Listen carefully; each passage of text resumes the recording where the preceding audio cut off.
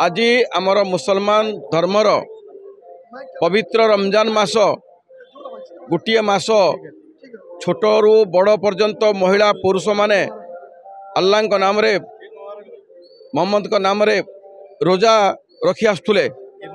आज आमर गतकाली संध्यारे पवित्र रमजान रो जन्म देखला परे आज समग्र ओडिशा समग्र भारत वर्ष रे आज मुसलमान भाई भौणी मानकर पवित्र ईद उल फितर नमाज पालन करा जाई अछि।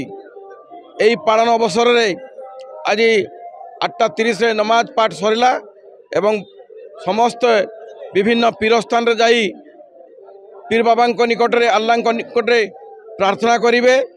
जलेश्वर रे हजरत करामत अली शाह बाबा, हारून शाह बाबा, कुतुब शाह बाबा एवं भद्रक खानका रे सैयद नसीम अख्तर कादरी, वसीम अख्तर कादरी, धामनगर हजरत मुजाहिद मिलन को निकट रे प्रार्थना करिवे।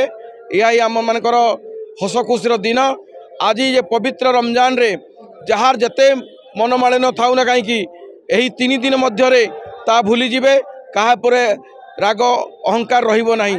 आज सर्वप्रथम ईद उल फितर समस्त भाई मेरे बंधु मेरे को मोर अस्सलाम वालेकुम नमस्कार, ईद मुबारक। आओ आज जो ईद उल फितर जो आमर 1 तारिख रु रमजान बार स्टार्ट होता, आज 29टा रोजा आमर पूरण है। तेणु 29टा रोजार आम जन देखी 30 दिन आम ईद उल फितर नमाज आम पढ़लु।